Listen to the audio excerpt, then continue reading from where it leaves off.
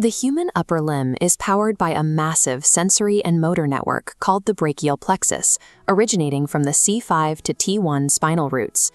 Intervening on this network requires navigating a high-stakes environment. These nerves are bundled tightly against major vascular structures and sit millimeters away from the apex of the lung. Successfully placing local anesthetic requires threading a needle past intricate physical barriers to reach specific bundles without puncturing a vessel or piercing the pleura. In regional anesthesia, clinical success depends on this precise three-dimensional geometry, which serves as the physical framework for drug delivery. By examining two primary approaches, the interscaling and the supraclavicular blocks, we can observe how these anatomical trade-offs play out in practice.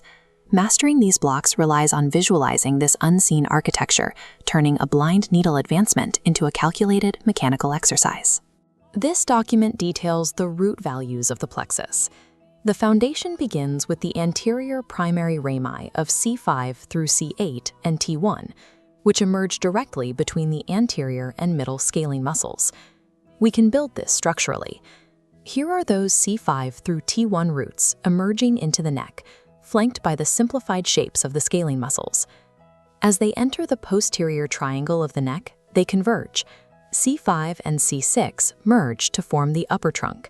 C7 continues independently as the middle trunk, and C8 and T1 combine to form the lower trunk.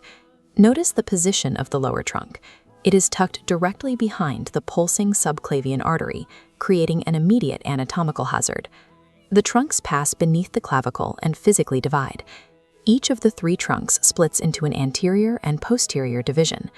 Deep to the clavicle, these 6 divisions reorganize into 3 cords. They are named the lateral, medial, and posterior cords, based entirely on their spatial relationship to the axillary artery.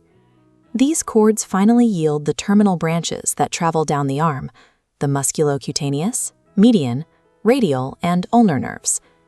If we trace the ulnar nerve backward from the distal arm through the medial cord, it leads directly back to the lower trunk, deriving its nerve fibers almost exclusively from the C8 and T1 roots. Contrast this with the upper roots of C5 and C6, which primarily provide motor and sensory innervation much closer to the torso, specifically the shoulder region. The entire network, along with the scalene muscles, is enclosed within a distinct sheath of prevertebral fascia.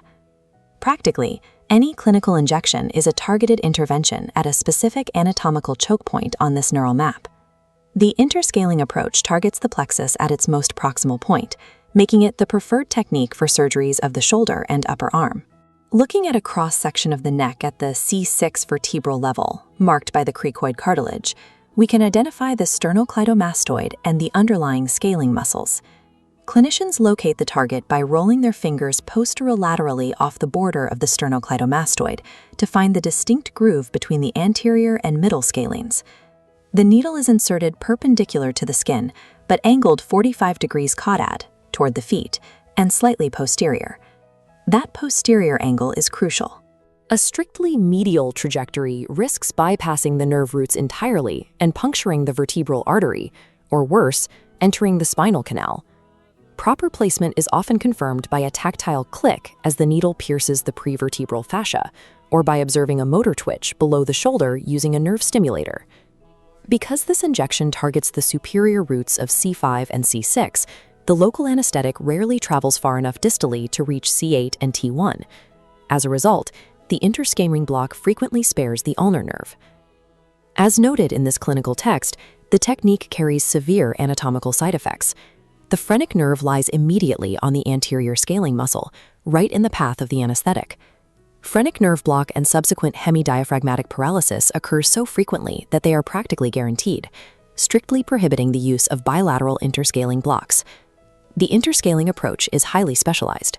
It delivers superior shoulder anesthesia, but inherently sacrifices reliable coverage for distal hand surgery. Moving distally down the neck to the lateral border of the first rib, we find the supraclavicular approach. At this level, the neural architecture changes. The trunks compress into a tight vertical stack, resting directly on top of the first rib. The primary physical landmark here is the subclavian artery, which lies immediately anterior to this compact bundle of nerve trunks. The needle is inserted just above and behind the arterial pulse, directed caudally at a very flat angle against the skin. Because the entire plexus is squeezed into such a narrow space between the clavicle and the rib, a single injection at this location bathes the entire bundle, reliably blocking the complete upper extremity. However, this comprehensive coverage comes with a severe spatial penalty, the direct proximity of the pleural dome. Reviewing the supraclavicular disadvantages listed here, pneumothorax is a primary concern. The first rib acts as a physical backstop. If the needle advances deeply without encountering the bone, it is likely piercing the lung cavity. This extreme proximity to both the delicate pleura and the major subclavian vessels demands an incredibly high level of precision to execute safely. Often referred to as the spinal of the arm, the supraclavicular block offers unmatched complete coverage of the limb, but carries one of the highest anatomical risk profiles. Comparing the functional outcomes, the anatomical differences become clear. The interscaling approach provides deep anesthesia for the shoulder and proximal arm. The supraclavicular approach covers the entire limb down to the fingertips. The supraclavicular technique provides complete distal coverage, limited primarily by the risk of pneumothorax. The interscaling technique ensures total shoulder anesthesia, but requires accepting unilateral phrenic nerve paralysis and potential sparing of the ulnar nerve. Safe and effective regional anesthesia requires a deep spatial orientation to the cervical structures, not a rote memorization of needle angles. By mastering the three-dimensional architecture of the brachial plexus, a clinician navigates this high-risk territory with the precision required for a predictable, engineered outcome.